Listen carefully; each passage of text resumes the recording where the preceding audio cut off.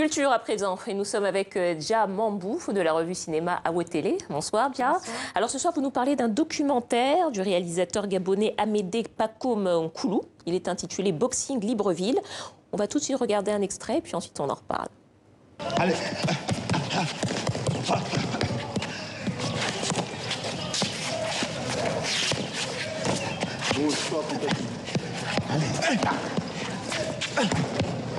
Allez. Allez. Voilà maintenant ce que je vois. Bam, bam. Hein? Tu montes. Tac, tu le trompes en haut. Un petit feinte. Et tu descends. Tu vois un peu? Tu montes en crochet. Tac. C'est là. Tu as frappé. Bam. Voilà, alors le fil conducteur de ce documentaire, c'est ce jeune boxeur qu'on vient de voir, qu'on suit pendant la campagne présidentielle gabonaise en 2016. Et en fait, le réalisateur, il a fait le choix de mettre en parallèle la boxe et le combat politique, et c'est pas du tout un choix anodin. Absolument, comme vous l'avez vu lors de cet extrait, Chris est un jeune boxeur qui travaille dur pour devenir champion.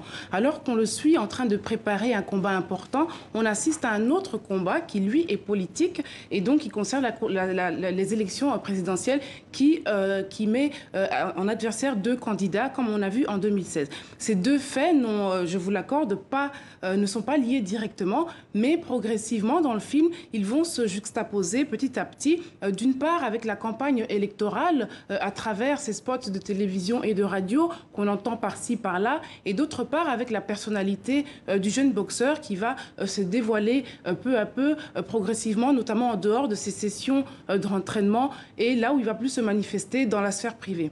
Donc les deux candidats dont vous parliez, c'était Ali Bongo et Jean Ping. Alors le parcours de ce boxeur, ça symbolise un petit peu celui de la société gabonaise, si je comprends bien. Oui, ce jeune boxeur, donc Chris, est en fait à l'image de la société civile du Gabon aujourd'hui. Elle est calme, discrète, elle s'exprime pas beaucoup. On en entend d'ailleurs très peu parler, mais qui, une fois sur scène, se déchaîne. On l'a vu lors des élections, à l'annonce du troisième mandat du président Bongo. Libreville s'est déchaîné. On a vu les bâtiments publics qui ont été incendiés, la garde républicaine qui a procédé à des arrestations, et l'on compte encore aujourd'hui des disparitions. Alors c'est aussi une société qui observe beaucoup cette génération et témoin des révolutions qui a lieu dans les autres pays en Afrique. Et donc, ces élections avaient un enjeu capital. C'était pour eux une chance de voir les choses vraiment changer. Oui, c'était pour la réélection d'Ali Bongo. Et quel rapprochement, en fait, le réalisateur arrive à faire entre le combat politique et le combat sur un terrain de boxe?